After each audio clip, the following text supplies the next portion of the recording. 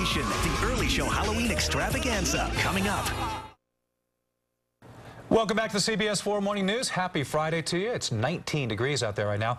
Ghost hunting is exploding in popularity with a huge TV and internet following. But the founder of Denver's own Rocky Mountain Paranormal Research Society will tell you in the end, only science can explain ghost stories. Still, Bryan Bonner and fellow paranormal claims investigator Matthew Baxter have found things they can't explain with forensics yet.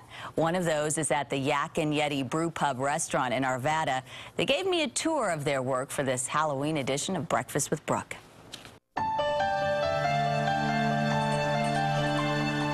Bryan Bonner and Matthew Baxter dissect ghost stories for a living. We want to go in and rule out everything else, and we usually do. So when the owner of the Yak Yeti asked them to investigate sounds and sightings, they set up camp. We want the truth. You know, we don't want to have to keep building on an urban legend, because obviously something's going on. We want to know what it is. Built as a farmhouse in the 1860s, the Yak Yeti was home to an elderly woman named Cora. Her death was falling down from the top of the stairs, and she ended up in the hospital over that and died from her injuries. So often that's who people think they're in contact with when anything happens here. Like electromagnetic readings where there was seemingly no electricity. The portal, the evil vortex of doom, turns out to be wiring that they put in to protect the building. And a sighting in a window. What in the world? Face crawling into the background back there. Solved with this recreation. As they were turned around looking, somebody walks by and they reflect it in the window. But then upstairs, something shocking. I hear from this lighting sconce right here, I hear this sound.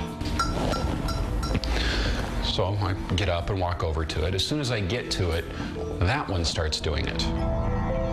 Baxter started to leave the room. I got right to the threshold, and the chair lifts out all by itself and bounces on the end. It was caught on camera. This is the video from that night.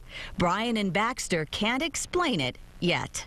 We thought it might have been a situation where the chair was balancing like this, and the movement and the angle of the camera, that it actually did something along those lines. But the more we look at the video, the more it's not looking like that at all. It's not the first time they've been stumped, and they're sure it won't be the last. So they'll pull out their cameras, seismometers, and electromagnetic meters. We've actually seen it a few times do some unexplainable things. And keep hunting. It's still a puzzle. We're not just, because we haven't figured it out at the moment, we're not pasting the paranormal stamp on it. But it sure is cool.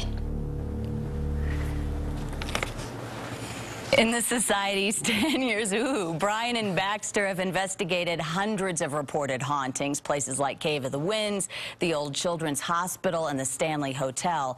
Halloween is huge for them. It's the only time they share their own ghost stories at Halloween dinners this weekend, including one at the Yak Yeti. And you can learn more through the links and info section at cbs4denver.com. Also on the site, Bryan and Baxter are part of the debate over the Extraterrestrial Commission initiative, and their argument is in a web extra, as is a demonstration of some of the ghost hunting equipment they use. And they have this internet radio show called Warning. Tens of thousands of people tune in. And you were saying Bryan and Baxter are skeptics, but in the purest sense of the word. Right. They keep an open mind, right, scientifically speaking. What a cool job, Aren't they cool guys, though? It is. Nice job.